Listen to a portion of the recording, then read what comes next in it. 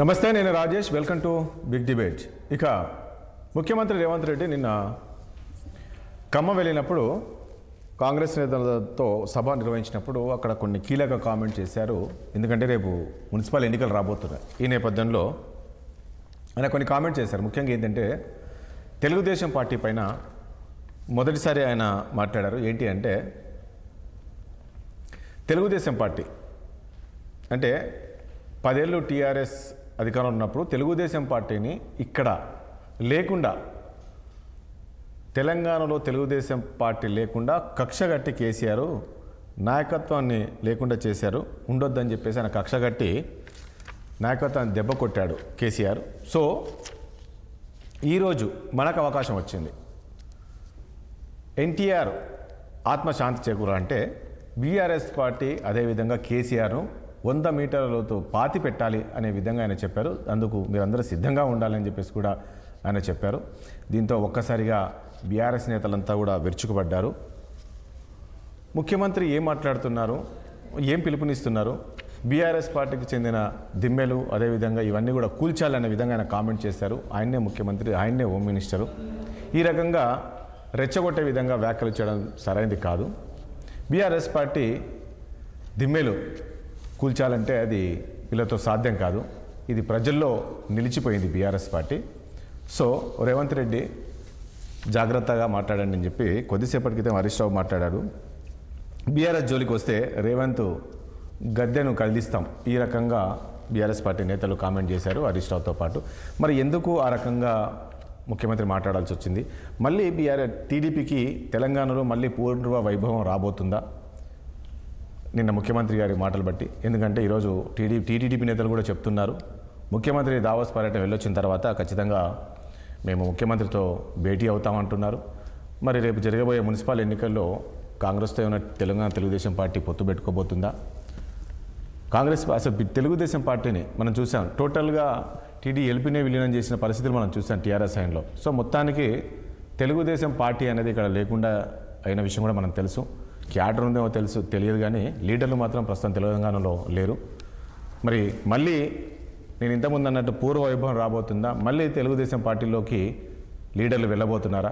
ముఖ్యమంత్రి మాటలను ఏ రకంగా చూడాలి? ఎందుకంటే ఖమ్మంలో మాట్లాడారు కాబట్టి అక్కడ తెలుగుదేశం పార్టీకి చెందిన కార్యకర్తలు కావచ్చు, వాళ్ళంతా ఉంటారు కాబట్టి వాళ్ళను ఉద్దేశించి ముఖ్యమంత్రి మాట్లాడారా? లేకుంటే నిజంగానే ముఖ్యమంత్రి అంటే రాబోయే రోజుల్లో కాంగ్రెస్ తెలుగుదేశం పార్టీకి మళ్ళీ పూర్వవైభవం తీసుకొచ్చేందుకు ఆయన ఈ రకమైన కామెంట్ చేశాడా? రాబోయే రోజున ఏమైనా పొత్తులు పెట్టుకోబోతున్నారా? అసలు తెలుగుదేశం పార్టీకి ఫ్యూచర్ ఉందా తెలంగాణలో? ఎందుకు ఆయన ఈ కామెంట్ చేశారు? సో ఇలాంటి అంశాలను కూడా మనం చర్చిద్దాం. ముఖ్యంగా ఏం మాట్లాడింది అనేది కూడా ఒక్కసారి ముఖ్యమంత్రి మాటలు ఏం మాట్లాడారు అనేది కూడా విందాం. ఒకసారి ప్లే చేయండి. ఈ తెలంగాణ రాష్ట్రంలో నందమూరి తారక రామారావు గారికి అభిమానులు ఉన్నారు, నారా చంద్రబాబు నాయుడు గారికి సహచరులు అనుచరులు ఉన్నారు. వాళ్ళందరికీ నా విజ్ఞప్తి ఒక్కటే, ఈ తెలంగాణ రాష్ట్రంలో తెలుగుదేశం ఉండొద్దని కక్ష గట్టి ఆ పార్టీ నాయకత్వాన్ని దెబ్బతీసిన చంద్రశేఖరరావును బీఆర్ఎస్ ను సమూలంగా 100 మీటర్ల గోతి తీసి పాతి పెట్టినప్పుడే బీఆర్ఎస్ వాళ్ళు గద్దెలు దిగాలి, ఊర్లలో బీఆర్ఎస్ దిమ్మలు కూలాలి. అప్పుడే నందమూరి తారక రామారావు గారికి నిజమైన నివాళులు అర్పించిన వాళ్ళం అవుతాము. ఆ విధంగా మనము ముందుకు వెళ్లాల్సిన అవసరం ఉన్నది. బీఆర్ఎస్ ను బొందబెట్టాల్సిన బాధ్యత మన అందరి మీద ఉన్నది మిత్రులారా. రైట్, చూసాం కదా ముఖ్యమంత్రి గారి కామెంట్లో. మొత్తానికి బీఆర్ఎస్ పార్టీ గద్దెలు దిగాలి, దిమ్మలు కూలాలి. సో ఈ రకమైన కామెంట్ చేశారు. మరి ఎందుకు ఆ రకమైన కామెంట్ చేశారు? మరి ముఖ్యమంత్రి ఈ రకంగా ఒక ప్రతిపక్ష పార్టీ పైన ఇలాంటి కామెంట్స్ ఎంతవరకు కరెక్ట్? నిజంగా బీఆర్ఎస్ పార్టీ దిమ్మెలు కూలుతాయా? హరీష్ రావు అన్నట్లు ప్రజల గుండెల్లో బీఆర్ఎస్ పార్టీ ఉందా? సో ఇలాంటి అంశాలన్నీ కూడా మనం చర్చిద్దాం. చర్చలో పాల్గొంటున్నారు కాంగ్రెస్ పార్టీ సీనియర్ నాయకులు, అదేవిధంగా మాజీ ఎమ్మెల్యే మృత్యుంజయ గారు మనకు లైవ్లో ఉన్నారు. ఇక అదేవిధంగా తెలంగాణ తెలుగుదేశం అధికార ప్రతినిధి గారు సూర్యదేవర లత గారు కూడా మనకు లైవ్లో సిద్ధంగా ఉన్నారు. ఇక అదేవిధంగా సీనియర్ జర్నలిస్టు కోటేశ్వరరావు గారు కూడా మనకు లైవ్లో ఉన్నారు. మరి కాసేపట్లో బీఆర్ఎస్ పార్టీ నుంచి పావని గౌడ్ గారు కూడా మనకు లైవ్లో ఉండబోతున్నారు. ముందుగా ఒక్కసారి మృత్యుంజయ గారు మీ దగ్గరికి వస్తాం. మృత్యుంజయ గారు, ఎందుకు ముఖ్యమంత్రి గారు ఈ రకంగా అంటే ఒక రెచ్చగొట్టే విధమైన కామెంట్స్ కావా ఈరోజు మనం చూసాం? ఎట్లా చూడాలి దీన్ని? దిమ్మెలు గూలాలి, గద్దెలు దింపాలి, ఈ రకమైన కామెంట్స్ అంటే అంటే ఈ రకమైన కామెంట్స్ను మీరు సమర్థిస్తారా? ముఖ్యమంత్రి గారు మాట్లాడిన మాటల్లో ఏ రకంగా చూడాలి? ఈరోజు ఎన్టీఆర్ ఆత్మశాంతి చేకూరాలంటే బీఆర్ఎస్ పార్టీని 1000 మీటర్ల లోతులో పాచిపెట్టాలి అనే విధంగా ఆయన కామెంట్స్ ఉన్నాయి. వాస్తవం అంటారా ఇందులో?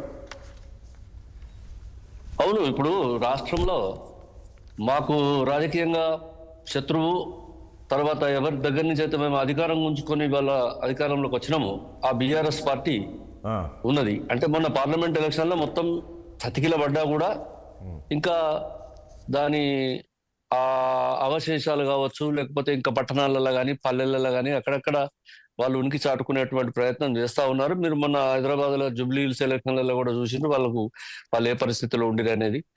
అందుకొరకు రెచ్చగొట్టుడు అని అంటే మరి తప్పకుండా శత్రుత్వం ఉన్నటువంటి రాజకీయ పార్టీని ఏ లాంగ్వేజ్ అయితే మాట్లాడతారో అదే భాషలో ఆయన మాట్లాడింది ముఖ్యమంత్రి గారు. అలా ఏం తప్పున్నది. తర్వాత ఇప్పుడు మేము కూడా చెప్తాం, ఎవరితోనన్నా మాట్లాడేది ఉంటే ఈ పార్టీని కూకటి వేళ్ళతోని పీకేయాలని చెప్తాం, లేకపోతే ఈ ఇంటికి ఈ పార్టీకి పునాదులు లేకుండా చేయాలని చెప్తాం. అంటే అది సాధారణమైనటువంటి భాషనే ఆయన మాట్లాడిన దాంట్లో పెద్దగా ఇది మనం ఎప్పటికీ మాట్లాడుతూనే ఉంటాం కదా. మాకు రాజకీయంగా శత్రువు, తర్వాత అందుకొరకు మాట్లాడుతున్నాం. తర్వాత అక్కడ జరిగిన సభ కూడా ఎటువంటి సభ అక్కడ ఖమ్మంలో జరిగిందంటే సిపిఐ 100 సంవత్సరాల శతాబ్ది ఉత్సవ. అవును, కరెక్టే. నేనేమంటున్నా మృత్యుంజయ గారు, సరే మీరు రాజకీయ పార్టీ కాబట్టి ప్రత్యర్థులను అనొచ్చు, కానీ ఇక్కడ టీడీపీని ఎందుకు తీసుకొచ్చారని. టీడీపీ అంటే ఎన్టీ రామారావు ఆత్మశాంతి చేకూరాలంటే ఈ బీఆర్ఎస్ పార్టీని బొందబెట్టాలి అన్నారు కదా, ఎందుకు వర్డ్ వచ్చిందని? ఎందుకు అదే చెప్తున్నా. ఇప్పుడు సిపిఐ శతాబ్ది ఉత్సవాలు అక్కడ జరుగుతున్నప్పుడు ఆ సిపిఐ వాళ్ళు ఆహ్వానించినటువంటి పార్టీలలో అక్కడ టీడీపీ నాయకత్వం కూడా ఉన్నది, టీడీపీ కార్యకర్తలు కూడా అందులోపల పాల్గొన్నట్టు కనబడతా ఉన్నది, జెండాలు గిండాలు అవన్నీ చూస్తే కూడా. కాకపోతే అక్కడ మాట్లాడేటప్పుడు శత్రువు మిత్రుడు అని మీకు అందరికీ తెలుసు. శత్రువుని యొక్క శత్రువు మిత్రుడు అని ఆ ఉద్దేశంతోనే అక్కడ తెలుగుదేశం పార్టీ తెలంగాణలో ఇవాళ పెద్దగా ఏం లేకున్నా కూడా అక్కడక్కడ చూస్తాం. ఇప్పుడు గ్రామాలలో ఎక్కడో ఇప్పటికీ తెలుగుదేశం మేము తెలుగుదేశం అనేటోళ్ళు అక్కడ ఊరికి 10 మంది 4 5 ఇట్లా ఎక్కడో కనబడుతూనే ఉంటారు వాళ్ళు. కాబట్టి వాళ్ళందరికీ ఆయన ఒక పిలిపించిండే, మీరంతా ఉత్తగా నిర్జీవులై చచ్చిపోయి మీరు ఏం లేదని అనుకునే బదులు మీరందరూ కూడా మీ యొక్క ప్రధానమైనటువంటి శత్రువు ఎవరైతే ఉన్నారో వాళ్ళు మీకు అక్కడ తెలంగాణలో మేము కాదు శత్రువులము, తెలంగాణలో మీకు మన భారతీయ రాష్ట్ర సమితి శత్రువు. ఆ శత్రువును భారతీయ రాష్ట్ర సమితి బీఆర్ఎస్ పార్టీ మీకు ప్రధానమైనటువంటి శత్రువు. ఎందుకంటే మీ యొక్క ఉనికిని లేకుండా చేయాలనేటువంటి ప్రయత్నం చేసి అక్కడికి శాసనసభలు ఉన్నటువంటి మొత్తం స్థానాలను కూడా ఆ పార్టీని మెర్జ్ చేసి మీకు అడ్రస్ లేకుండా చేయాలని చెప్పి ఎన్టీ రామారావు శిష్యుడై ఉండి, లేదా ఎన్టీ రామారావుతోని కలిసి పనిచేసినటువంటి వాడై, లేదా ఎన్టీ రామారావు ద్వారా రాజకీయాలలోకి వచ్చినటువంటి వాడై, మొదటిసారి ఎమ్మెల్యేగా ఆయన ద్వారా ఎన్నికై ఇవాళ ఆయన ఆత్మకు శాంతి లేకుండా ఆయన ద్రోహం చేసిండు. అందుకొరకు అటువంటి పార్టీ ఏదైతే ఉన్నదో అటువంటి నాయకత్వాన్ని తప్పకుండా మీరు కూకటి వేళ్ళతో పీకేయాలి, ఈ యొక్క వీళ్ళ పునాదులను కూలగొట్టాలి. కాబట్టి మీరు ఆ పని చేయండి. ఎక్కడో ఊర్లలో నిండగప్పుకొని పండే బదులు మీరు బయటకు వచ్చి మీరు మీ శత్రువుని నిర్మూలించేటువంటి కార్యక్రమం చేయమని పిలిపించిండు.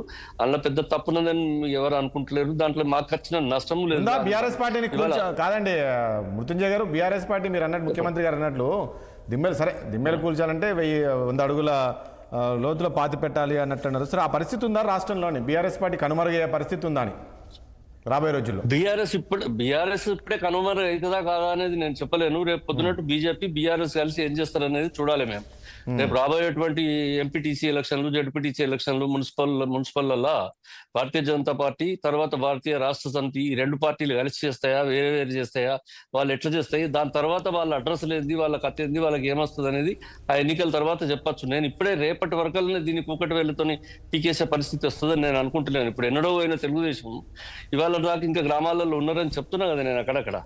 ఇప్పుడు రాజకీయంగా మాకు వ్యతిరేకంగా ఉన్నటువంటి వాళ్ళు తప్పకుండా ఏదో ఒక పార్టీని ఆశ్రయించవలసి వస్తుంది. అక్కడ మృత్యుంజయం గారు ఒక జిల్లాల నాయకుడు, నాకు వ్యతిరేకంగా ఉన్నటువంటి వాళ్ళు తప్పకుండా నా పార్టీలు ఉండకుండా ఇంకో రాజకీయ పార్టీలు ఉంటారు. కాబట్టి అక్కడ తప్పకుండా వాళ్ళ పార్టీ బతికి ఉంటది. ఇట్లా నేను ఇప్పుడు కానీ ఆయన మాట్లాడింది పెద్ద. ఒక్క నిమిషం, పవన్ గౌడ్ గారు, నా ఆడియో పడుతుందా? ఓకే అండి, నమస్తే, వినిపిస్తుందా అండి? పవన్ గౌడ్ గారు, చూసాం కదా ముఖ్యమంత్రి గారు కామెంట్ చూసాం. మొత్తానికి బీఆర్ఎస్ పార్టీ దింబలు కూల్చాలని చెప్పేసి కూడా కార్యకర్తలకు పిలుపునిచ్చారు. అందులో భాగంగా ఇటు టీడీపీ ఈరోజు ఈ స్థాయికి వచ్చింది అంటే కనీసం తెలంగాణలో కనుమరుగవడానికి కారణం కేసీఆర్ అంటున్నారు. అలాంటి కేసీఆర్ను మనం బొందబెట్టాలి. ఎందుకంటే ఈరోజు ఎన్టీ రామారావు ఆత్మశాంతి చేకూరాలంటే బీఆర్ఎస్ పార్టీ కనుమరుగవ్వాలనేది ముఖ్యమంత్రి గారి మాటల్లో విన్నాం. ఏమంటారు? ముందుగా ప్యానెల్లో ఉన్న అందరికీ నమస్తే అండి. సీనియర్ నాయకులుగా చెప్పుకోబడుతున్న నాయకులకు మరియు అన్న జర్నలిస్ట్ కి మరియు టీడీపీ నాయకురాలు అక్కగారికి మరియు 6 టీవీ ప్రేక్షకులకు అందరికీ నమస్తే అండి. నమస్తే. అసలు ముఖ్యమంత్రి మాటలుగా చూడొచ్చా వాటిని? నిన్న మాట్లాడిన మాటలను ఒక ముఠా నాయకుడు లాగా మాట్లాడిండు. ముఖ్యమంత్రి లాగా అయితే మాట్లాడలేదండి. తెలంగాణలో 2 ఏళ్ళు అయిపోయింది పాలన కాంగ్రెస్ పార్టీలో రేవంత్ రెడ్డికి చేతిలో పెట్టి ప్రజలందరూ పాలనను గాలి వదిలేసి పిచ్చి పంచాయతీలందరినీ ముందటేసుకుంటున్నాడు. ఇప్పుడు ఖమ్మంకు పోయి ఏం చెప్పాలి? మహిళా సోదరి మండల 2500 రేపో మాపో వేస్తా అని చెప్పుకోవాలి. ఖమ్మంకు పోయి తులం బంగారం వేస్తా అని చెప్పాలి. కానీ ఖమ్మంకు పోయి అక్కడ ఏదో టీడీపీ జెండాలు కనబడుతోటే ఆ టీడీపీ నాయకులు ఇక్కడ నుంచి పారిపోవడానికి కారణము బీఆర్ఎస్ పార్టీ, బీఆర్ఎస్ గద్దెలు కూల్చాలి అని చెప్తాడు. అసలు ఆయన ముఖ్యమంత్రిగా 2 ఏళ్ల నుంచి వాస్తవే కదండి. పవన్ గౌడ్ గారు ఒక పాయింట్ ఇక్కడ మాట్లాడదాము. నిన్న ముఖ్యమంత్రి గారు మాట్లాడిన దాంట్లో తప్పేముంది? మనం చూసాం బీఆర్ఎస్ పార్టీ అధికారంలోకి వచ్చిన తర్వాత పార్టీని ఏ రకంగా విలీనం చేసుకున్నారు, టీడీఎల్పీని ఏ రకంగా విలీనం చేసుకున్నారు, ఆ పార్టీ ఏ పరిస్థితిలో ఉంది అంటే టీడీపీ గెలిచిన వాళ్ళకు మీరు ఏ రకంగా మంత్రి పదవులు ఇచ్చారు, ఇవన్నీ వాస్తవాలే కదా ముఖ్యమంత్రి గారు మాట్లాడిన దాంట్లో. వాస్తవాలంటే తెలంగాణ వచ్చిన తర్వాత తెలంగాణలో ఏర్పడ్డ ప్రభుత్వాన్ని చూసి గిట్టని వాళ్ళు ఏ విధంగా మీకు చేసిండ్రో మీకు అందరికీ తెలుసు. ఓటుకు నోటు దొంగ కేసు తెలుసు, 50 లక్షల బ్యాగు సంచులతోటి దొరికిన దొంగ గురించి తెలుసు, ఎమ్మెల్యేలను కొనుగోలు చేయడానికి యత్నించిన ప్రయత్నాలు మీకు తెలుసు. ఆ బిఎల్ సంతోష్ వచ్చి కూడా మా బీఆర్ఎస్ పార్టీ ఎమ్మెల్యేలకు ఏదో చేస్తా అన్న విషయం కూడా మీకు అందరికీ తెలుసు. తెలంగాణ రాష్ట్రాన్ని కొత్తగా తీసుకొచ్చుకున్నాము, తెలంగాణ వాళ్ళు పాలిస్తున్నారు, తెలంగాణ నిధులను తెలంగాణ నియామకాలను తెలంగాణనే యూజ్ చేసుకుంటే అవన్నీ గిట్టనోళ్ళు దేశానికి ఆదర్శంగా తెలంగాణను ముందడికి తీసుకుపోతుంటే వీళ్ళందరికీ గిట్టక ఆనాడు చంద్రబాబు నాయుడు గారి సంకలదొచ్చి ఈ రేవంత్ రెడ్డి గారు ఎన్ని ప్రయత్నాలు చేసిండ్రో మీకు అందరికీ తెలుసు. ఇప్పుడు సీనియర్ నాయకులుగా చెప్పుకునేటోళ్ళు కాంగ్రెస్ వాళ్ళు సిగ్గుపడాలండి. ఉద్యమకారులు అందరూ ఉన్నారు అందులో. శ్రీధర్ బాబు గారు ఉన్నారు, బట్టి గారు ఉన్నారు, పొన్నం ప్రభాకర్ గారు ఉన్నారు, రాజగోపాల్ రెడ్డి గారు ఉన్నారు. వీళ్ళందరూ తెలంగాణ కోసం కొట్లాడిన నాయకులు. కానీ తెలంగాణను వ్యతిరేకించిన నాయకుడిని, ఉద్యమ ద్రోహిని, రైఫిల్ రెడ్డిని తీసుకొచ్చి ముఖ్యమంత్రి పదవిలో కూర్చునబెట్టి వాళ్ళకు పంచాయతీలు పెడుతున్నారు. మళ్ళా ఈ తెలంగాణ రాష్ట్రాన్ని అతాకుతలం చేయడానికి చూస్తున్నాడు. శాంతి భద్రతలను కాపాడాల్సిన హోంమంత్రిగా ఉన్నాడు. ఆ హోంమంత్రిని అనే విషయాన్ని మర్చిపోయి ఎవరైనా కూడా ఆ దిమ్మలు కూల్చుర్రి, ఆ గద్దెలు కూల్చుర్రి, ఆస్తులు నష్టం చేయండి, 1000 లోతుల మీటర్ల పాతి పెట్టిండ్రు అని చెప్తారా అండి? ఒక ఉద్యమ నాయకుడు ఆయన కేసీఆర్ గారు తెలంగాణను తీసుకొచ్చిండ్రు. ఆయనను ఏది పడితే అది మాట్లాడుతున్నాడు. 2 ఏళ్ళు అయింది, 2 ఏళ్ల పొద్దు అయిపోయింది, పొద్దు కూకింది, ఆల్రెడీ 3 ఏళ్ల పొద్దు కూడా తెరుస్తున్నది. ఇప్పటి వరకు తెలంగాణ ప్రజలకు ఇచ్చిన హామీలన్నీ గ్యారంటీలు అన్నేసి అంగట్లు అమ్మేసిండు. అవన్నీ మర్చిపోయేందుకు డైవర్ట్ చేయడానికి ఇలాంటి పిచ్చి వ్యాఖ్యలు చేస్తున్నాడు. ఇంకొకటి కేటీఆర్ గారి ఎన్టీఆర్ గారి ఆత్మ ఎందుకు క్షోభిస్తదంటే, ఎన్టీఆర్ గారి ఆత్మ ఆయనకు క్షోభిస్తదంటే నారా చంద్రబాబు నాయుడు పాలిస్తున్న విధానాన్ని బట్టి చూసి క్షోభిస్తది. రేవంత్ రెడ్డి చేస్తున్న తప్పుడు పనుల వల్ల క్షోభిస్తది. అసలు కాంగ్రెస్ కు వ్యతిరేకంగా పెట్టిండ్రు ఆ ఎన్టీఆర్ గారు టీడీపీ పార్టీని. ఆ కాంగ్రెస్ పార్టీలో ఉంటూ ఆ కాంగ్రెస్ పార్టీ మీద ఈయన వల్లమాలిన టీడీపీ పార్టీ మీద వల్లమాలిన ప్రేమ, దొంగ ప్రేమలు ఎందుకు చూపిస్తున్నాడు అంటే ఈ కాంగ్రెస్ వాళ్ళకి చేతనైతే లేదా? బీఆర్ఎస్ పార్టీ తోటి ఢీ కొనడం వీళ్ళకి చేతనైతే లేదా? అంటే మీరు ఇంకా కాదండి, మీరు ఇంకా టీడీపీ కాదు సరే అదనుకో, మీరు ఇంకా టీడీపీ ఉంది తెలంగాణలో అనుకుంటున్నారా? ఇప్పుడు టీడీపీ ఉన్నదా లేదా అది కాదు ముచ్చట. టీడీపీ ఉన్నదా లేదా అది కాదు ముచ్చట.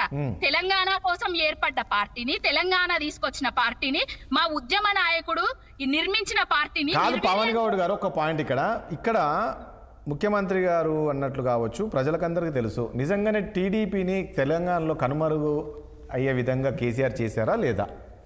టీడీఎల్పీని విలీనం చేసుకున్నారా లేదా? మీకు అందరికీ తెలుసు కదా అండి ఎవరు చేసిండ్రు. మరి అందులో ఆయన మాట్లాడిన తప్పేముంది? నేను చెప్తున్నా కదా, 50 లక్షల బ్యాగు సంచులతోటి పట్టపగలు దొరికి బాబు గారినేమో కరకట్టకు పంపించిండు, ఈయననేమో టీడీపీ పార్టీని పాతాళానికి పంపించిండు. వాళ్ళే ఈయన పోయి కాంగ్రెస్ లో కలిసిండు. ఇప్పుడు శత్రువుకు శత్రువు మిత్రుడని మన కటకమన్న గారు చెప్తున్నారు. అన్నగారు సీనియర్ నాయకుడు, మాకు గౌరవం ఉన్నది. ఎవరికి మిత్రులు ఎట్లయితారండి? బీజేపీ తోటి అక్కడ పొత్తు కలుపుకున్న టీడీపీ పార్టీ ఆ చంద్రబాబు నాయుడు గారు మీకు మిత్రుడైతారా? ఆ మిత్రునికి వత్తాసు పలుకుతున్న రేవంత్ రెడ్డి మీకు ఆ నాయకుడైతారా అండి? రాజకీయాలు చేయొస్తలేదా? స్ట్రేట్ రాజకీయాలు చేయాలి, స్ట్రీట్ రాజకీయాలు చేయొద్దు. ఎన్నికల నుంచి కట్టప్ప లెక్క ఎన్నిసార్లు పడుస్తారు? తెలంగాణలో అధికారం కోల్పోయినప్పటి నుంచి కూడా బీఆర్ఎస్ పార్టీకి వస్తున్న ఆదరణ చూసి, కేసీఆర్ గారికి వస్తున్న పేరును చూసి తట్టుకోలేకనే ఇవన్నీ చేస్తున్నారు తప్ప ఇంకొకటి లేదు. రెండు జాతీయ పార్టీలు ఏకమైనా కూడా, దేశంలో ఉన్న అన్ని పార్టీలు ఏకమైనా కూడా తెలంగాణలో బీఆర్ఎస్ పార్టీని దిమ్మెలు కాదు ఆ దిమ్మెలకున్న సిమెంట్ ను కూడా ముట్టుకోలేరు, ఆ దిమ్మెలకున్న పింక్ కలర్ ను కూడా ముట్టుకోలేరు. ఏమనుకుంటారు అసలు? అంటే ఒకటి పవన్ గౌడ్ గారు ఇక్కడ పాయింట్ ఏంటంటే, దిమ్మేలు అంటే ఇక్కడ ఏదో జెండాలు వాతే దిమ్మేలు అది కూల్చడం దాని ఉద్దేశం. ఆయన ఉద్దేశం ఏంటంటే, పార్టీ ఇప్పటికే మనం చూస్తున్నాము ప్రతిరోజు బీఆర్ఎస్ పార్టీలో ఎలాంటి పరిణామాలు జరుగుతున్నాయి. మనం మొన్నటి నుంచి జరుగుతున్న ఎన్నికలు కావచ్చు, జూబ్లీస్ ఎన్నికలు కావచ్చు, మొన్న జరిగిన సర్పంచ్ ఎన్నికలు కావచ్చు. సో మనం ఏ రకంగా ముందుకెళ్తున్నాం, బీఆర్ఎస్ పార్టీ ఏ రకంగా పడిపోతుంది. సో రేపు జరిగే మున్సిపల్ ఎన్నికలు కూడా ఆ స్థాయిలో తీసుకురావాలంటే దాని ఉద్దేశమైనా దిమ్మేలు అంటే మనం ఏదో జెండాలు కూల్చడం. మంచి క్వశ్చన్ అడిగారు. దేశంలో కాంగ్రెస్ పార్టీ పరిస్థితి ఏందండి? అయిపోయిందా మొత్తం? అట్లయితే మోడీ గారు పిలుపునియాలి కదా అండి. అది రాజీవ్ గాంధీ గారి విగ్రహాలను మొత్తం తీసిపారేయండి, ఇందిరాగాంధీ గారి విగ్రహాలు మొత్తం తీసిపారేయండి అనేసి మోడీ గారు కూడా చెప్పాలి కదా అండి. అట్లా చెప్తున్నారా? మొన్నటికి మొన్న మహారాష్ట్రలో ఏం జరిగింది? మున్సిపాలిటీ ఎన్నికలలో కూడా డిపాజిట్లు కోల్పోయింది. అంత మాత్రాన పార్టీ పోయినట్టేనా? ఏదో హుజరాబాద్ లో డిపాజిట్లు కోల్పోయారు కాంగ్రెస్ పార్టీ వాళ్ళు, దుబ్బాకల డిపాజిట్ కోల్పోయారు, మునుగోళ్ళ కోల్పోయారు, ఓడిపోయారు. మళ్ళా ప్రాణం పోసుకోలేదా? మళ్ళా అది ఇప్పుడు రాజ్యాన్ని వెళ్తలేదా? తెలంగాణ రాజ్యాన్ని. మీకు ఆ కాన్ఫిడెన్స్ ఉంటే పర్వాలేదులే, తప్పలేదండి. మీకు ఆ కాన్ఫిడెన్స్ ఉంటే పర్వాలేదు, మళ్ళీ మేము అధికారంలోకి వస్తామని. పవన్ గారు మళ్ళీ వస్తాను మీ దగ్గరకు ఒకసారి.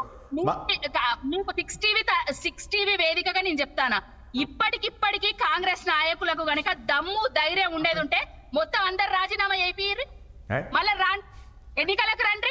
ఆ 10 మంది ఇప్పుడు వచ్చినాయి కాదండి, ఇప్పుడు జరుగుతున్న ఎన్నికల్లో అయితే పోటీ ఇవ్వండి కదా. ఇప్పుడు సరే మొత్తం అందరు రాజీనామా చేయాల్సిన ఎందుకు రాజీనామా చేయాలి? గుర్తులేని సర్పంచ్ ఎన్నికలనే ఏ విధంగా పోటీ ఇచ్చినామో మీకు తెలుసు. ఆ జూబ్లీ హిల్స్ ఎన్నికలల్లా ప్రభుత్వాన్ని ఆ మొత్తం పవన్ గారు ఒక్క నిమిషం, పవన్ గౌడ్ గారు రైట్ ఒక్క నిమిషం, మళ్ళీ మీ దగ్గరికి వస్తాను. ఒకసారి తెలంగాణ తెలుగుదేశం అధికార ప్రతినిధి గారు సూర్యదేవర లత గారు మనకు లైవ్ లో ఉన్నారు. నమస్తే అండి. నమస్తే అండి.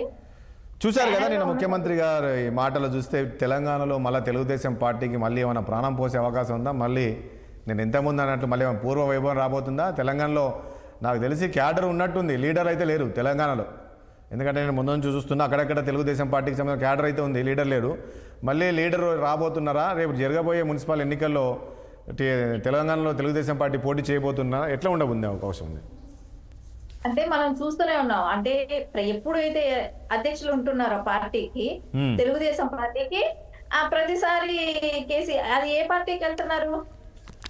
ఆబ్వియస్లీ బీఆర్ఎస్ తీసుకుంటుంది. అసలు ఒక్కటే మానేయాలండి, వాళ్ళు ఒక్క మాట మానేయాలి. తెలంగాణ కోసం పుట్టింది టిఆర్ఎస్ అనే మాట, టిఆర్ఎస్ గా ఉన్నప్పుడు అది ఏమైనా చెప్పుకోవడానికి పనికొచ్చిందేమో కానీ బీఆర్ఎస్ అని ఎప్పుడైతే వెళ్ళారో వాళ్ళ స్వార్థ రాజకీయాల కోసం బీఆర్ఎస్ అని ఏ రోజైతే పెట్టుకున్నారో అసలు దాని గురించి ఇంకా మీరు మాట్లాడటం అనవసరం అండి. అది ఒక రాజకీయ పార్టీగా, అంటే ఒక ఎవరైతే ఉద్యమంలో చేసిన, ఎవరైతే జెన్యున్ గా చేశారు చూడండి, యువత కానివ్వండి, స్టూడెంట్స్, మహిళలు, ఇట్లా అన్ని పార్టీలు కలిసి చేస్తే వచ్చింది తెలంగాణ. ఒకళ్ళు ఒక టిఆర్ఎస్, ఒక కేసీఆర్ గారు వాళ్ళ కుటుంబం చేస్తే వచ్చిందనేది కాదు కదా. వాళ్ళ కుటుంబం చేస్తే పార్టీలు ఏది ఒప్పుకోకపోతే వస్తుందా? అన్ని పార్టీలు ఆమోదం పొందితేనే కదా వచ్చింది తెలంగాణ. కానీ ఈ రోజు ఏం మాట్లాడుతున్నారు? ఎంతసేపు ఆ టిఆర్ఎస్ పార్టీ తెలంగాణ వచ్చిందంటారు. వీళ్ళకి ఎందుకు? ఇంకొక విషయం ఇక్కడ ఎందుకు, ప్రతి 22 సంవత్సరాల క్రితం ఉమ్మడి స్టేట్ లో నారా చంద్రబాబు నాయుడు గారు సీఎం గా ఉన్నారు. సో ఆయన మొన్న ప్రెస్ మీట్ పెట్టినప్పుడు కేసీఆర్ గారు ఎవరి గురించి అయితే మాట్లాడారు? దాని తర్వాత నారా చంద్రబాబు నాయుడు గారు సీఎం అయిపోయిన తర్వాత మళ్ళా కాంగ్రెస్ లో ఒక 3 సీఎంలు మారారు. దాని తర్వాత నిరంతరంగా పరిపాలించాడు కేసీఆర్ గారు. ఒక్క పాయింట్ చెప్పండి సూర్యదేవర లత గారు, నేను ఒక పాయింట్ అడుగుతాను. ఒక విషయం చెప్పండి. ఎన్టీ రామారావుకి ద్రోహం చేసింది ఎవరు? ఇప్పుడు ఇంతకుముందు బీఆర్ఎస్ నేతలు మాట్లాడినరు, ఇప్పుడు నిన్న రేవంత్ రెడ్డి గారు మాట్లాడతారు, ఆయన ఆత్మశాంతి చేకూరు అంటే బీఆర్ఎస్ని బొందబెట్టాలన్నారు. అంటే ఆయనకు అన్యాయం చేసింది బీఆర్ఎస్ పార్టీ లేక ఇప్పుడు ఏదైతే ముఖ్యమంత్రి చెప్తున్న ఏదైతే ఉన్నారో ముఖ్యమంత్రి, ఎందుకంటే ముఖ్యమంత్రి కూడా పార్టీ కష్టకాలంలో ఉన్నప్పుడు ఆయన తెలుగుదేశం పార్టీని వదిలేసి వచ్చారు. సో ఎవరు ఇప్పుడు ఈరోజు కాంగ్రెస్ పార్టీలో ఉన్నాడంటే ఆ రోజు తెలుగుదేశం పార్టీ పుట్టిందే కాంగ్రెస్కి వ్యతిరేకంగా. ఆ రోజుల్లో అంజయ్యను ఏ రకంగా అవునా, ఇవన్నీ తెలుసు కదా మీకు. ముఖ్యమంత్రి పదవి నుంచి తొలగించారు, ఆ తర్వాతనే దానికి ఏదైతే తెలుగుదేశం పార్టీని నిర్వీర్యం చేయాలని చూసిందో బిఆర్ఎస్ పార్టీకి ఏ రోజు ఇప్పటికి కూడా స్టిల్ ఈ రోజుకి కూడా వాళ్ళు ఏ పార్టీని అపోజిషన్ లో తీసుకోవట్లేదు. మాకు స్టిల్ ఇప్పుడు అధ్యక్షులు లేకపోయినా మేమే అపోజిషన్ గా కేసీఆర్ గారు మాట్లాడుతున్నారు కదా. మీరు దాన్ని బట్టి మీరు ఒక విషయం ఆలోచించండి. కేసీఆర్ గారు ఎప్పుడు 22 సంవత్సరాల క్రితం ఉమ్మడి సీఎం గా ఉన్నప్పుడు ఆ విషయాలు ఇప్పుడు మాట్లాడుతున్నారంటే తెలుగుదేశాన్ని ఇంకా ఆయన భయపడుతున్నారు. ఖచ్చితంగా కనపడుతుంది. అసలు వాళ్ళంతటా వాళ్ళ నామినేషన్స్ వేసుకొని వాళ్ళంతటా వాళ్ళు పంచాయతీ ఎలక్షన్స్ లో గెలిచారు. వాళ్ళు మేము తెలుగుదేశం క్యాండిడేట్లు అని చెప్తున్నారు. చెప్పడం ఏంటండి, వాళ్ళు సీనియర్ గా ఎప్పటి నుంచో కూడా తెలుగుదేశం కండువాలు కప్పుకొని తర్వాత సంవత్సరాలుగా పార్టీ పెట్టిన దగ్గర నుంచి వాళ్ళ ఫ్యామిలీ పనిచేస్తున్నాయి. వాళ్ళు అదే ఈ రోజు మనం ఓట్ బ్యాంక్ చూస్తే కూడా కొన్ని పంచాయతీలు ఒక హాఫ్ ఓట్ బ్యాంక్ మొత్తం టీడీపీకి వస్తే మిగతా కాదండి. మీరు ఒక విషయం చెప్పండి, తెలంగాణలో తెలుగుదేశం పార్టీకి ఫ్యూచర్ ఉందంటారా రాబోయే రోజుల్లో? ఎందుకుండదండి, పుట్టిందే తెలంగాణలోనే తెలుగుదేశం పార్టీ పుట్టింది. వీళ్ళందరూ ఇట్లాంటి ఈ రోజున 2 సీఎంలు అయ్యారు. ఎక్కడి నుంచి అయ్యారండి? వాళ్ళకి ఎవరండి ప్లాట్ఫామ్ కల్పించింది? తెలుగుదేశం పార్టీయే కదా. సో ఈ రోజున వీళ్ళు అంటున్నారు కదా, కేసీఆర్ గారి గురించి కానివ్వండి, ఇప్పుడు వనిత గారు మాట్లాడుతూ కూడా అంటున్నారు కేసీఆర్ గారు రేవంత్ రెడ్డి గారు దిమ్మల గురించి మాట్లాడుతున్నారా అని అనేది. అసలు దిమ్మల్ని కూలగొట్టినారా? ఇది స్టార్ట్ చేసిందే కేసీఆర్ గారు. టీడీపీ దిమ్మ అనేది ఉండకూడదు. ఎన్టీఆర్ గారి విగ్రహాలను కూడా టచ్ చేశారు వీళ్ళు. ఎన్టీఆర్ విగ్రహాలను కూడా కూల్చేసేదని చేశారు కూడా. అసలు 10 సంవత్సరాల్లో ఆయన ఉమ్మడి సీఎం గా పనిచేసినారు ఎన్టీఆర్ గారు. అలాంటి ఒక క్వశ్చన్ అండి,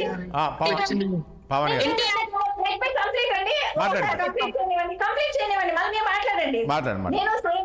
నేను జూబ్లీ హిల్స్ నియోజకవర్గానికి సంబంధించిన వాళ్ళమే మేము. ఆ నియోజకవర్గంలో మాకు పరిస్థితులు తెలుసు.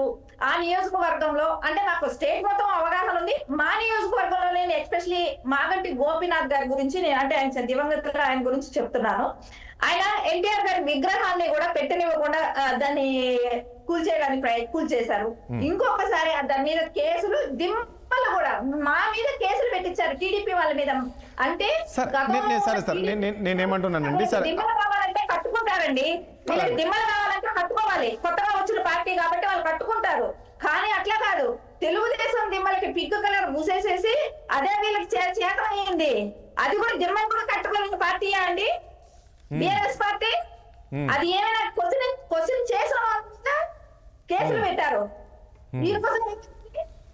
ఇప్పుడు మళ్ళా కళ్ళకొండ మాటలు ఎన్టీఆర్ విగ్రహాన్ని చేశారు, దిమ్మలు ఇవి చేశారు, మళ్ళీ అడిగిన దానికి కేసులు పెట్టించారు. ఈ రోజున ప్రజలు తిరగబడలేదా? యాక్చువల్లీ కూడా బై ఎలక్షన్ లో సింపతి ఓటు బ్యాంక్ బాగా పనిచేస్తుంది ఏ పార్టీకైనా కూడా. కాదండి ఇప్పుడు అంటే వ్యతిరేకంగా ఓట్ బ్యాంక్ వచ్చింది కాదండి. కాంగ్రెస్ గెలిచింది అంటే జూబ్లీస్ లో కాంగ్రెస్ గెలిచిందంటే ఈ రోజు టీడీపీ క్యాడర్ అక్కడ ఉంది కాబట్టి గెలిచిందంటారా? ఖచ్చితంగా అండి. టీడీపీ ఇప్పుడు అక్కడికి వచ్చారు అభిమానులండి. టీడీపీ ఓట్ బ్యాంక్ కొంచెం చీలటానికి కూడా అవకాశం ఎక్కువ ఉందండి. అది ఏంటంటే ఎన్టీఆర్ గారి విగ్రహం పెడతానని రేవంత్ రెడ్డి గారు చెప్పటమే కానివ్వండి, గతంలో వీళ్ళు చేసిన అరాచకాలన్నీ కూడా. ఓకే, అంటే అభిమానులు ఎన్టీఆర్ అభిమానులు ఉండడం వేరు.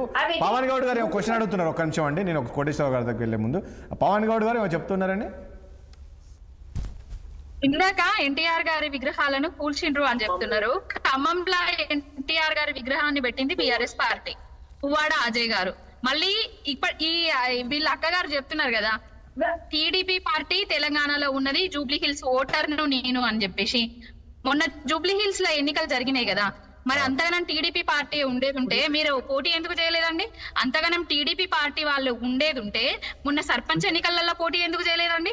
అంతగానం టీడీపీ పార్టీ ఉండేది ఉంటే ఇప్పుడు ఎన్నికలలో కూడా పోటీ చేయండి.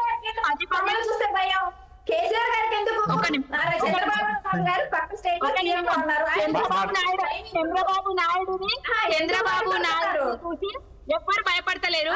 చంద్రబాబు నాయుడు భయపడి గజగజ మాట్లాడిద్దాం ప్లీజ్. తీసుకుంటారు. ఒక్క నిమిషం. పావని గారు ఒక్క నిమిషం ప్లీజ్. ఒక్క నిమిషం ప్లీజ్. సూర్యరావు గారు మీరు ఒక్క నిమిషం. పర్లేదు, ఓకే, రైట్ రైట్. ఎన్టీఆర్ నిమిషం అండి. ఎన్టీఆర్ గారి ఆత్మ క్షోభిస్తదండి. ఎందుకు? లేనిపోని ప్రేమలు అలకబోస్తున్నారు. అసలు ఎన్టీఆర్ గారు మానసికంగా కృంగి కృషించిపోయి చనిపోవడానికి కారకులండి చంద్రబాబు నాయుడు. సరే ఓకే సరే సరే ఓకే ఒక్క నిమిషం. ఎన్టీఆర్ గారు మాట్లాడిన వీడియోలు చూపించాలా? మళ్ళీ వస్తాను ఒక్క నిమిషం. పావని గారు ఒక్క నిమిషం ప్లీజ్. కోటేశ్వర ఒక్క నిమిషం ప్లీజ్. రైట్ ఒక్క నిమిషం. సూర్యదేవరావు గారు ఒక్క నిమిషం. మీరు ఒక్క నిమిషం. కోటేశ్వరరావు గారు సరే వీళ్ళది విన్నాం. కోటేశ్వరరావు గారు ఏంటి ఈ ఎపిసోడ్ని చూస్తే ఏమనిపిస్తుంది? నిన్న ముఖ్యమంత్రి గారు మళ్ళీ ఇప్పుడు కొత్తగా తెలుగుదేశం పార్టీని తీసుకొచ్చారు. కేసీఆర్ దొక్కాలంటే ఇప్పుడు ఆయన బాధ అంటే ఆ రోజు తెలుగుదేశం పార్టీ ఏ రకంగా ఉండే దాన్ని మొత్తానికి కనుమరుగు చేశాడు కేసీఆర్.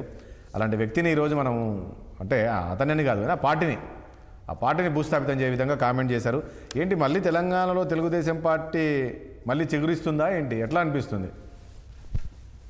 రాజేష్ గారు, ప్రతి రాజకీయ పార్టీ మైండ్ గేమ్ ఆడుతుంది అనేది ముందుగా మనం గమనించాలి.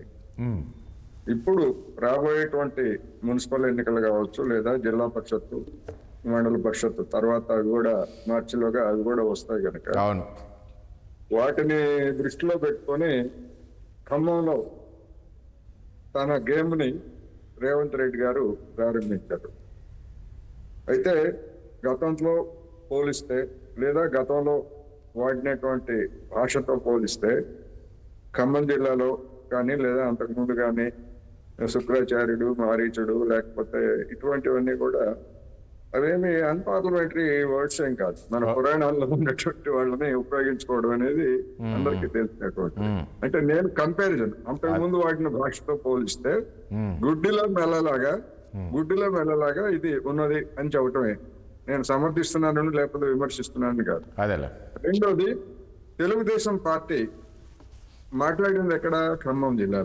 ఖమ్మం జిల్లాలో లేదా నల్గొండ జిల్లాలో కొన్ని ప్రాంతాల్లో ఎవరు అవునన్నా కాదన్నా కొంతమంది తెలుగుదేశం అభిమానులు కేడరు ఉన్నారు. మొన్న పంచాయతీ ఎన్నికల్లో కూడా అక్కడక్కడ కొంతమంది గెలిచారు. అందువల్ల అక్కడ ఉన్నటువంటి కాంపోజిషన్ లేదా అవన్నీ చూసినప్పుడు సహజంగానే తెలుగుదేశం పార్టీ కేడర్ కి ఇవాళ ఎటు పోవాలో తెలియనటువంటి ఒక రాజకీయ అయోమయం ఉందనేది నేను చెప్పదలుచుకున్నాను. ఎందుకు అంటే ఒకవైపు అంటే కేడర్ ఉందంటారు. కేడర్ అభిమానులు ఉన్నారు, కేడర్ కూడా ఉన్నారు. లీడర్ ఉన్నారా పార్టీకి? ఎంత యాక్టివ్ గా ఉన్నారు లేదా దాని పార్టీని పునరుద్ధరించగలరా అంటే అటువంటి స్థితి ఉందని నేనైతే అనుకోవట్లేదు. ఎందుకు అంటే దాని బలహీనత ఏంటంటే ఒక అధ్యక్షుడిని నియమించుకోవడంలోనే తెలుగుదేశం పార్టీ ఫెయిల్ అయింది అనేది మన అందరికీ తెలుసు. అటువంటి బలహీనమైనటువంటి స్థితిలో ఉన్నటువంటి పార్టీ మళ్ళా పునరుద్ధరణ కావడం అనేటువంటిది దేశ రాజకీయాల్లో ముఖ్యంగా ప్రాంతీయ పార్టీల తీరుతెన్నులు చూసినటువంటి వాళ్ళు ఎవ్వరికి అలాంటి విశ్వాసం కలగదు.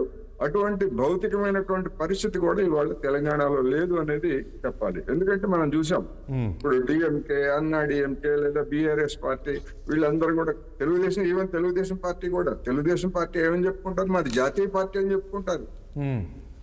చంద్రబాబు నాయుడు జాతీయ అధ్యక్షుడు అని చెప్తుంటారు కదా. జాతీయ పార్టీ అంటే మరి మోర్ దాన్ టూ స్టేట్స్ లేదా ఉండాలి, 2 రాష్ట్రాలు. కానీ అన్నా డిఎంకే కావచ్చు, డిఎంకే కావచ్చు, లేదా సమాజ్వాదీ పార్టీ కావచ్చు, లేదా కర్ణాటకలో ఉన్నటువంటి జేడీఎస్, ఇట్లాంటి ప్రాంతీయ పార్టీలన్నీ కూడా ఆ రాష్ట్రానికి తప్ప వెలుపల ఎక్కడా కూడా ఇంతవరకు పెర్ఫార్మెన్స్ చేసి విజయవంతమైనటువంటి పరిస్థితి లేదు. అందుకని తెలుగుదేశం పార్టీ పరిస్థితి కూడా ఇక్కడ అంతే అనేది నా అభిప్రాయం. అందుకని ఆ క్యాడర్ ని ఆకర్షించాలంటే ఇప్పుడు తెలుగుదేశం క్యాడరు లేదా జనసేన క్యాడరు రెండు కూడా ఇక్కడ బీజేపీ వాళ్ళేమో వాళ్ళని ముట్టుకోవడానికి కాదు, వాళ్ళ పక్కన కూర్చోడానికి కూడా సిద్ధంగా లేదు. అంటే ఇక్కడ ఇంకొక పాయింట్, ఇక్కడ కోటేశ్వరరావు గారు ఇంతకుముందు హరీష్ రావు గారు మాట్లాడుతూ ఒకవైపు ఏమో కాంగ్రెస్ పార్టీ బీజేపీకి వ్యతిరేకంగా పోరాటం చేస్తూ ఉంది, ముఖ్యమంత్రి ఏమో ఇక్కడ టీడీపీకి అనుకూలంగా మాట్లాడుతున్నాడు, టీడీపీ పొత్తు పెట్టుకునేదేమో అక్కడ టీడీపీ తోటి. అంటే ఇద్దరి మధ్య చీకటి ఒప్పందం ఉంది, అసలు ఏం కాంబినేషన్ ఏం మాట్లాడుతున్నాడు అనే విధంగా కూడా కామెంట్ చేశారు. రేవంత్ రెడ్డి గారు మాట్లాడిన దానిలో టీడీపీ అనుకూలత అనేటువంటిది ఎక్కడా లేదండి, సూచనప్రాయకంగా కూడా.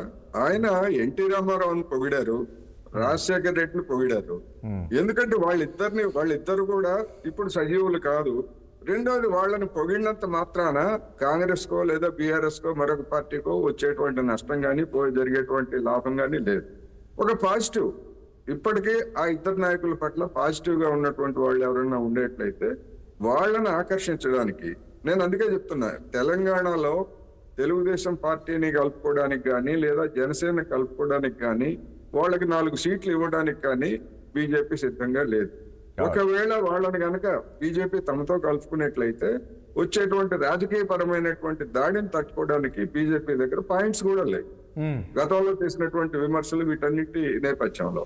అందువల్ల అటువంటప్పుడు మరి తెలుగుదేశం ఉన్నటువంటి వాళ్ళకి మధ్యలో దారి ఏదంటే కాంగ్రెస్ తప్ప మరొకటి లేదు.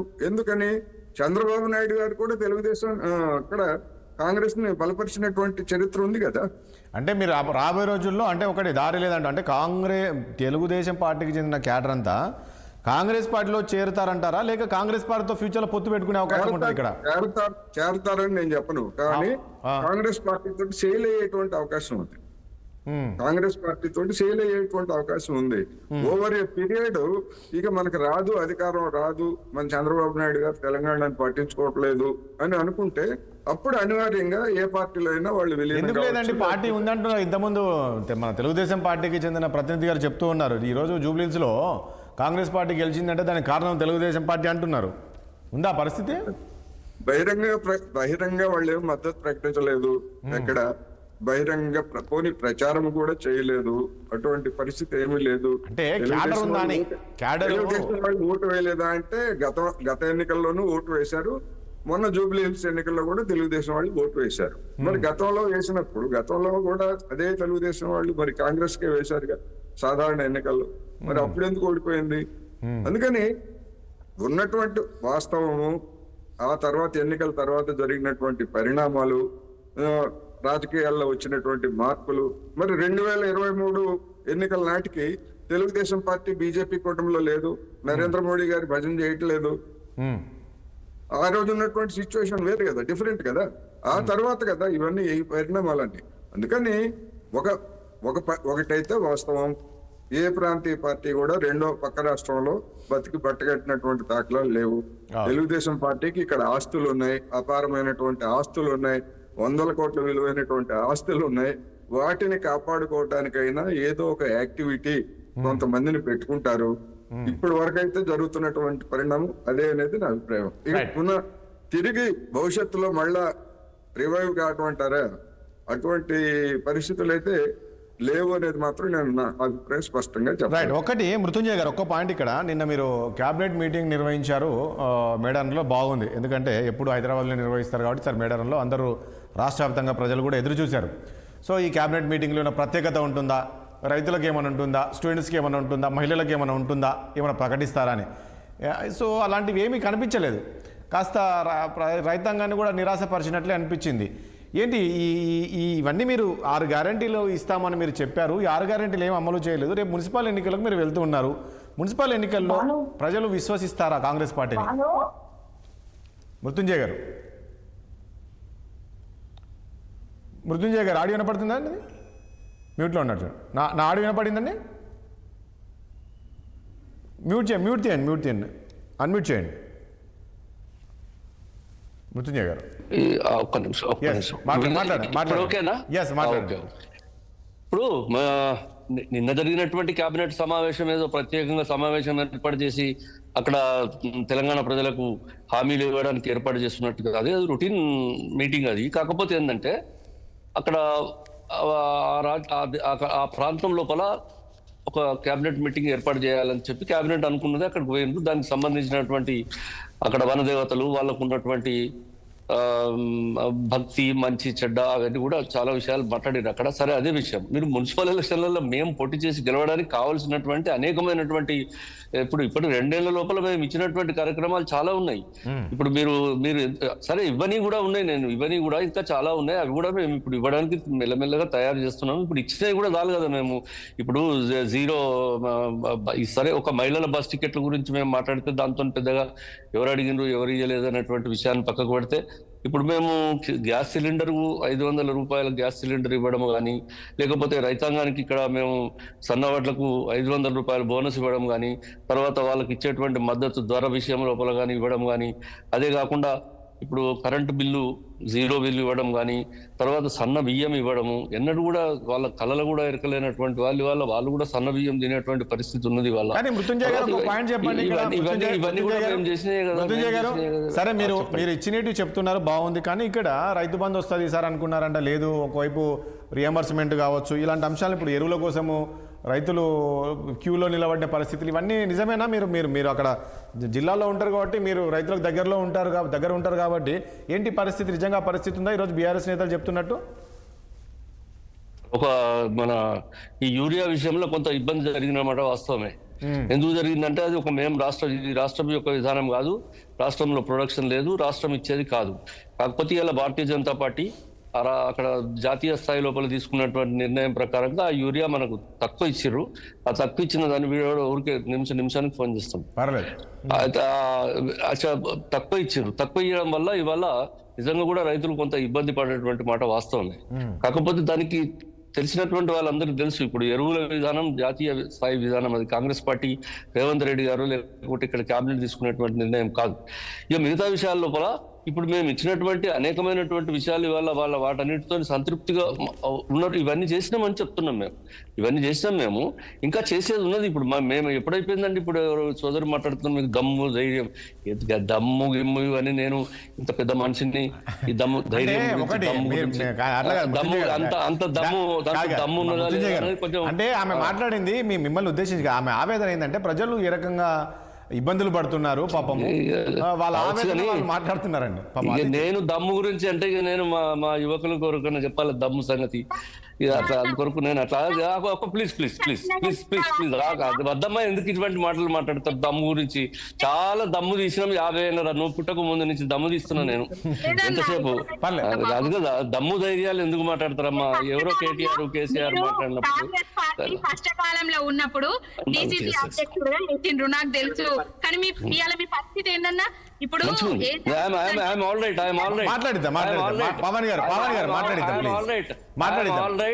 Well comforted. నేను I'm senior official spokes person Telangana రాష్ట్ర కాంగ్రెస్ కమిటీ.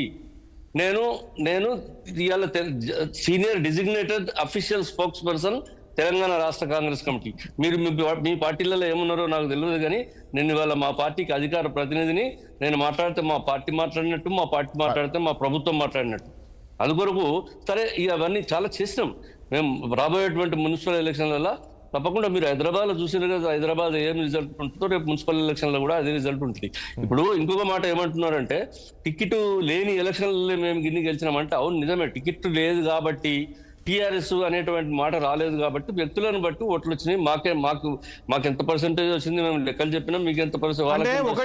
ఒకటండి మృత్యుంజయ్ గారు, దయచేసి ఇక్కడ ఏమంటున్నారంటే, ఇక్కడ బీఆర్ఎస్ నేతలు ఏమంటున్నారంటే, కనీసం పార్టీ గుర్తులు లేని సర్పంచ్ ఎలక్షన్ లోనే బీఆర్ఎస్ పార్టీకి ఈ స్థాయిలో అభ్యర్థులు గెలిచారు, మా మద్దతు ఉన్న అభ్యర్థులు. సో రేపు పార్టీ గుర్తుగా జరిగే మున్సిపల్ ఎన్నికల్లో ఖచ్చితంగా బీఆర్ఎస్ పార్టీ పైచేసి సాధిస్తుంది అనేది వాళ్ళు చాలా కాన్ఫిడెంట్. నేను చెప్పేది అదే ఇప్పుడు మీకు రేపు పొద్దునట్టు కొలమానం అవుతుంది.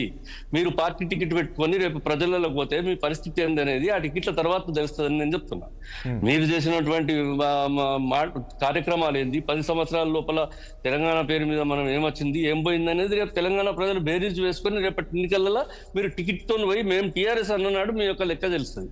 మీరు మొన్నటి దాంట్లో మీకు ఏదో కొంచెం వచ్చినంత మాత్రాన మా మనుషులు అక్కడక్కడ గెలిచారు 20-30% మేము ఉన్నాం కదా, టికెట్లు లేని దాంట్లోనే మేము గెలిచినాం, టికెట్లు ఉంటే అసలు ఏముంటుందో చూడు అంటే, టికెట్లు ఉంటే ఏముంటుందో చూసే మీరు చూసుకోవాలి. రేపు ఎందుకొరకంటే నేను చూసిన మొన్నటి గ్రామాలలో ఒక్కొక్క గ్రామ సర్పంచ్ని గెలిపించుకోవడానికి వేలు లక్షలు కొన్ని గ్రామాలలో ₹1,00,00,000 పైన ఖర్చు పెట్టినటువంటి సందర్భం ఉన్నది. Right.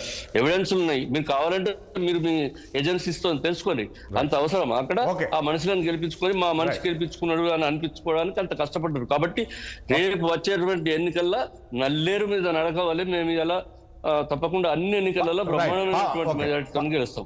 పవన్ గౌడ్ గారు, నాకు తెలిసి ఈ మున్సిపల్ ఎన్నికలను కూడా ముఖ్యమంత్రిగా చాలా ప్రతిష్టాత్మకంగా తీసుకున్నట్టున్నారు. నాకు తెలిసి ఈరోజు మంత్రులను కూడా పార్లమెంట్ సెగ్మెంట్లో ఇన్ఛార్జీలను వేశారు.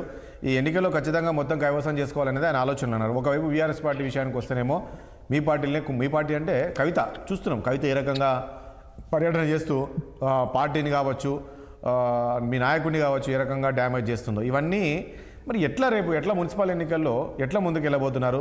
ముఖ్యమంత్రి ఏమో జిల్లాల పర్యటన చేసే అవకాశం కనబడుతుంది రాబోయే రోజుల్లో. కేసీఆర్ ఈ ఎన్నికల్లో బయటకు వచ్చే అవకాశం ఉంటుందా? అధికారం అనేది ఎవరికి శాశ్వతం కాదండి. కొన్ని చిక్కులు, కొన్ని ఎత్తుపల్లాలు అనేది కామన్. ఇప్పుడే కాదు, బీఆర్ఎస్ పార్టీ, టీఆర్ఎస్ పార్టీ 2001 నుంచి చూస్తూనే ఉన్నది. ఆమాస పుడుతుంది, పుణ్యానికి పోతుంది అని చాలా మంది కామెంట్ చేసిండ్రు. కానీ ఏది కూడా పట్టించుకోలేదు. కేసీఆర్ గారు ఒకటే ధ్యేయంగా పనిచేసిండ్రు, తెలంగాణ తీసుకురావడమే. తెలంగాణను తీసుకొచ్చిండ్రు. తెచ్చిన తెలంగాణ రాష్ట్రాన్ని ప్రగతి పదంలో 10 ఏళ్ల పాటు పరిపాలించిండ్రు. కానీ కొన్ని విషయాలల్లో ఏంటంటే 1.8% ఓట్ల తేడాతోటే మేము ఓడిపోవడం జరిగింది. ఎందుకంటే ఇది జాతీయ పార్టీగా అయింది. రేపు మహారాష్ట్రలో గెలుస్తుందేమో, ఇంకెక్కడ నన్న గెలుస్తుందేమో అనేసి 2 జాతీయ పార్టీలు రహస్య ఒప్పందాలతోటి, మూకుమ్మడి పొత్తులతోటి కొన్ని చేయడం వల్లనే మేము ఓడిపోవడం జరిగింది. తప్ప కేసీఆర్ గారిని తెలంగాణ ప్రజల గుండెల నుంచి ఎవరు వేరు చేయలేరు. ఎందుకంటే మా సంక్షేమ పథకాలు కానివ్వండి, మా అభివృద్ధి కానివ్వండి, తెలంగాణ పవన్ గౌడ్ మీరు అనుకున్నట్లు సరే, ఒకటి పవన్ గౌడ్ గారు మీరు అనుకున్నట్లు సరే, అదే అనుకుంటే మొన్న జరిగిన సర్పంచ్ ఎలక్షన్లో మరి మీరు ఆ రకంగా గ్రామాల్లో వ్యతిరేకత ఉంటే కాంగ్రెస్ పార్టీ పైన చాలా వరకు మెజార్టీ కాంగ్రెస్ బలపరిచిన అభ్యర్థులు గెలిచారు కదా, మద్దతు వాళ్ళే గెలిచారు కదా. అవును. అయితే మేము అధికారంలో ఉన్నప్పుడు, బీఆర్ఎస్ పార్టీ అధికారంలో ఉన్నప్పుడు 90% సర్పంచ్లను గెలిపించుకోవడం జరిగింది మేము. కాంగ్రెస్ పార్టీ అధికారంలో ఉండి కూడా ఎట్లా అది మూలుగుకుంటూ ఏం చేసిండ్రో, ముక్కు మూలుగుకుంటూ ఎన్ని గెలిపించుకున్నారో మీకు తెలుసు. చావు తప్పి కన్ను లొట్టబడ్డట్టుగా అయిపోయింది. ఇంకొకటి, మా 10 మంది ఎమ్మెల్యేలు మా పార్టీ నుంచి వాళ్ళ పార్టీలోకి పోవడం జరిగింది. మరి వాళ్ళు గెలిపించుకున్న సర్పంచ్లను కూడా వాళ్ళ ఖాతాలో వేసుకున్నారు. ఆ ఎమ్మెల్యేలేమో మా పార్టీలేరేనని వాళ్ళు చెప్తారు, స్పీకర్ గారు చెప్తారు. ఇప్పుడు ఆ ఎమ్మెల్యేలు గెలిపించుకున్న సర్పంచ్లను కూడా వాళ్ళ ఖాతాలో వేసుకుంటున్నారు. అసలు అవి లెక్కలుగా ఇప్పుడు అన్నగారు కటకం గారు చెప్పిన విషయం ఏంటంటే, పార్టీ గుర్తులేని ఎన్నికల్లే ఇన్నొచ్చినాయి అని వాళ్ళు చెప్పుకుంటున్నారు అని అన్నారు కదా. మరి అది కాంగ్రెస్ పార్టీకి కూడా వర్తిస్తుంది. ₹1 2 కోట్లు అని చెప్పిండ్రు కదా. అధికార డబ్బు బలంతో మొన్న కొన్ని కాంగ్రెస్ గెలవడం జరిగింది. ఎప్పుడు ఏ ఎన్నికలు వచ్చినా కూడా బీఆర్ఎస్ పార్టీకి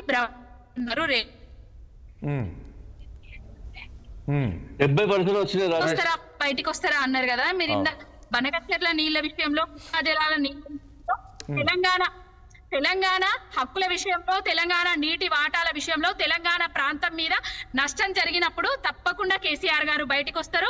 ఆయనే ఓన్లీ పదవుల కోసమో అధికారం కోసమో అని చూడట్లేదు. ఓన్లీ ప్రజలకు బాగుండాలి, తెచ్చిన తెలంగాణ బాగుండాలి, సకల జనులను సంబంధ వర్గాలను ఏకం చేసి నేను తెలంగాణ తెచ్చిన, చావు నోట్లో తలబెట్టి నేను తెలంగాణ తెచ్చిన, ఆ తెలంగాణను అస్తావ్యస్తం చెయ్యొద్దు అనే ఉద్దేశంతో ప్రజల కోసం మాట్లాడుతున్నారు. పవన్, ఇప్పుడు కేసీఆర్ బయటకు వస్తలేరంటే ఇప్పుడు రేవంత్ రెడ్డి గారి పాలన బాగున్నట్టే కదా, ప్రజాపాలన బాగుంది కాబట్టి బయటకు వస్తలేరు కదా. ప్రజల దగ్గరికి వచ్చి అడగండి ఒకసారి, ప్రజాపాలన బాగుందా లేదా అనేది. మీ అందరికీ తెలుసు, 6 టీవీకే కాదు, TV9 కు తెలుసు, NTV తెలుసు, పెద్ద దిగ్గజాలకు తెలుసు, ఊళ్ళల్లో ఉన్న ప్రజలకు కూడా తెలుసు. ఎక్కడికి పోయినా కూడా ప్రజలు అసలు కోరి తెచ్చుకున్నాము, వేస్ట్ గా తెచ్చుకున్నాము అంటున్నారు. ఇంకొకటి, కటకమన్న గారు రైతు బిడ్డ, ఒక రైతు కూడా, ఆయన వ్యవసాయం చేస్తారు. ఇప్పటికి కూడా రైతు భరోసా అత్తా పత్తా లేదు. రైతు బంధు కూడా ఇచ్చిన దాఖలాలు లేవు. ఆ రైతు బంధు ఎప్పుడు ఇస్తారో ఒకసారి చెప్పాలి. ఇప్పటికీ 3 పంటలకు ఎగ్గొట్టిండ్రు, యాసంగి పంటకు కూడా ఇంకా వెయ్యలేదు. అవి రైతులకు తొందరగా వేయాలని కోరుకుంటున్నాం. రైట్. ఒక్కటండి, మనము సూర్యదేవలత గారు ఒక్క పాయింట్ చెప్పండి. ఇక్కడ మీరు రేపు జరగబోయే ఎన్నికల్లో, అంటే నిన్న ముఖ్యమంత్రి గారి మాటలు బట్టి చూస్తే ఏంటి, మున్సిపల్ ఎన్నికల్లో మీరు ఒంటరిగా పోటీ చేస్తారా, లేక ముఖ్యమంత్రి గారితో ఏమైనా చర్చించి, లేక కాంగ్రెస్ పార్టీతో పొత్తు పెట్టుకొని ముందుకు వెళ్ళే అవకాశం ఉంటుందా? మరి మీరే అంటున్నారు జూబ్లీహిల్స్లో ఈరోజు ఒక టీడీపీ క్యాడర్ వల్లనే కాంగ్రెస్ గెలిచిందని. నేను ఒక విషయం అండి, ఇక్కడ అధిష్టానం వచ్చి కాంగ్రెస్ కి సపోర్ట్ చేస్తుంది అనేది ఎక్కడా చెప్పలేదండి. కానీ ఏంటంటే తెలుగుదేశం ఓట్ బ్యాంక్ అనేది ఉంది కాబట్టి అది ఏంటంటే రేవంత్ రెడ్డి గారు ఎలా యూజ్ చేసుకుంటున్నారంటే, ఒకటి బాబు గారిని ఎక్కడా తప్పుగా మాట్లాడటం లేదు, ఇంకోటి ఎన్టీఆర్ గారి గురించి ఎక్కడా ఏది మాట్లాడటం లేదు, తెలుగుదేశం పార్టీని ఎక్కడా తిట్టట్లేదు. అంటే అది ఆ ఓట్ బ్యాంక్ అంతా ఆయన కైవసం చేసుకునేదానికి ఆయన ట్రై చేస్తున్నాడు. సో ఆయన ప్లాన్, మేమంటూ ఎలక్షన్ బరిలో ఉంటే మా ఓట్ బ్యాంక్ మాకే ఉంటది. సో ఇప్పుడు మేము వెళ్ళి వాళ్ళకి ఓట్ వేయండి అని రేవంత్ రెడ్డి గారికి గెలిపించాలని మేము వెళ్ళి ఎక్కడ మేము ప్రచారాలు చేసింది లేదు, అంటే పార్టీ సపోర్ట్ చేసింది అయితే లేదు. కాకపోతే మా ఓట్ బ్యాంక్ అయితే ఖచ్చితంగా డైవర్ట్ అయింది, వాళ్ళకే అయ్యింది, కాంగ్రెస్ కే వెళ్ళింది. ఎందుకంటే ఇంకొకటి బీఆర్ఎస్ ఏంటంటే తెలుగుదేశం ఉండకూడదని గట్టి ప్రయత్నాలు చేసింది అనేది అందరికీ తెలిసిన విషయమే కదా, ఇదే కదా. కానీ ఇక్కడ ఏంటంటే రేవంత్ రెడ్డి గారు ఎన్టీఆర్ గారు విగ్రహం పెడతానన్నటం కానీ, అందుకని ఖచ్చితంగా రేవంత్ రెడ్డి గారికి ఆ సింపతి అది పార్టీని గురించి కానీ చంద్రబాబు నాయుడు గారి గురించి కానీ ఎక్కడ ఏది మాట్లాడకపోవటమే ఆయనకి ప్లస్ అవుతుంది. ఇక్కడ అది ఆయన ప్లస్, అందుమూలనే ఏదైనా మా ఓట్ బ్యాంక్ ఆయనకి షిఫ్ట్ అవుతుంది. ఇప్పుడు కాదండి, ఇప్పుడు హరీష్ రావు గారు ఇంతకుముందు అన్నారు ఈ రోజు టీడీపీకి ద్రోహం చేసిందే రేవంత్ రెడ్డి అంటున్నారు, ఇందులో మీరు నమ్ముతారా? రేవంత్ రెడ్డి చేశాడు, బీఆర్ఎస్ చేసిద్దండి. రేవంత్ రెడ్డి గారు చేశారనేది ఆయన పార్టీ మారాడు, ఆయన అవకాశాలు ఆయన చూసుకున్నాడు. ఇప్పుడు చాలా మంది వెళ్ళారండి, వెళ్ళిన వాళ్ళు చాలా మంది ఉన్నారు కదా. మా పార్టీ నుంచి వెళ్ళిన మూలాలు అన్ని చోట్ల కనపడుతున్నాయి, అన్ని పార్టీల్లో కనపడుతున్నాయి కదా. సో అందరూ మోసం చేసినట్టే దానిలో ఎక్కువ మోసం చేసింది వచ్చి కేసీఆర్ గారే. ఎందుకంటే మా తిన్నింటి వాసాలు లెక్క పెట్టిన వాళ్ళు అయ్యారు కదా. ఎందుకంటే మా పార్టీ అధ్యక్షులను తీసుకోవటం, మా పార్టీ ఉండకూడదని నిర్వీర్యం చేయాలని చెప్పి తెలుగుదేశాన్ని చంద్రబాబు నాయుడు లెక్క పెట్టిండ్రు కేసీఆర్ గారు. తిన్నింటి వాసాలు లెక్క పెట్టిన కేసీఆర్ గారు. కేసీఆర్ గారు ఏమి తెలంగాణ జాతికి ఏం కాదు, తిన్నింటి వాసాలు చంద్రబాబు నాయుడు కృషించి చచ్చిపోవడానికి కారకులందరూ అయిన వాళ్ళను వత్తాసు పలుకుతున్నది మీరు. ఇంకొక జాతికి నేత కావాలనుకున్నారా? అప్పుడు ఆయన ప్రధానమంత్రి అవ్వాలనుకున్నారా? ఆయన ఒక మీ ఓడ అయింది కదా. ప్లీజ్ మాట్లాడండి కదా. పర్లేదు ప్లీజ్ పవన్ గారు, ప్లీజ్ పవన్ గౌడ్ గారు కొంచెం ప్లీజ్ మాట్లాడండి. తెలంగాణ ప్రాంతం కోసం రాజీనామా ఒక నిమిషం పవన్ గౌడ్ గారు ప్లీజ్, ఒక నిమిషం పవన్ గౌడ్ గారు మాట్లాడిద్దాం ప్లీజ్, ఒక నిమిషం మాట్లాడే సమయం లేదు, మాట్లాడండి. ఒక్కసారి నేను మాట్లాడినాక మీరు మాట్లాడండి, సమయం లేదు, మాట్లాడండి ప్లీజ్. కాదండి, ఆయన ఏంటంటే మమ్మల్ని ద్రోహం చేసి మా పార్టీలో ఎవరు ఉండకూడదు, మా పార్టీ నిర్వీర్యం చేయాలని చేశారండి. ఎప్పుడు కూడా చేసిన పాపం ఊరికే పోదంటారు కదా. ఈ రోజున బిఆర్ఎస్ పార్టీ చిన్న భిన్నం అయిందా లేదా? అయ్యింది, అది అందరూ చూస్తాం కూడా. ఇంకా అది నిలబడదండి. బిఆర్ఎస్ పార్టీ అనేది ఒక స్వార్థపూరితమైన పార్టీ. ఆయన స్వార్థం కోసం, ఆయన సంపాదించుకోవటం కోసం ఏదైతే తెలంగాణ మిగులు బడ్జెట్ లో ఉన్న రాష్ట్రాన్ని ఈ రోజు లక్షల కోట్ల అప్పులు పాలు చేశాడు కదా. ఈ రోజు ఈ రాష్ట్ర ఇంత దివాలా తీయడానికి కారణం ఎవరు? కేసీఆర్ గారే. ఆయన చేసిన పనులు, ఆయన తీసుకున్న డెసిషన్లు, కాళేశ్వరం లాంటి పనికి మాలిన ప్రాజెక్టులు కట్టడం, వాటి మూలనే కదా ఈ రోజు రాష్ట్రం ఇట్లా దివాలా తీసిద్ది. ప్రాజెక్ట్ అంటే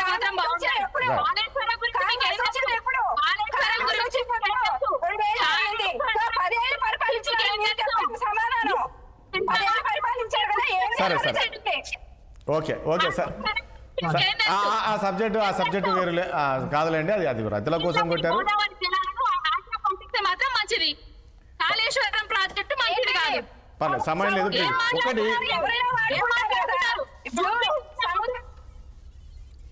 రైట్ ఒక్క నిమిషం అండి ప్లీజ్, మీకు సిగ్నల్స్ వీక్ ఉన్నట్టున్నాయి.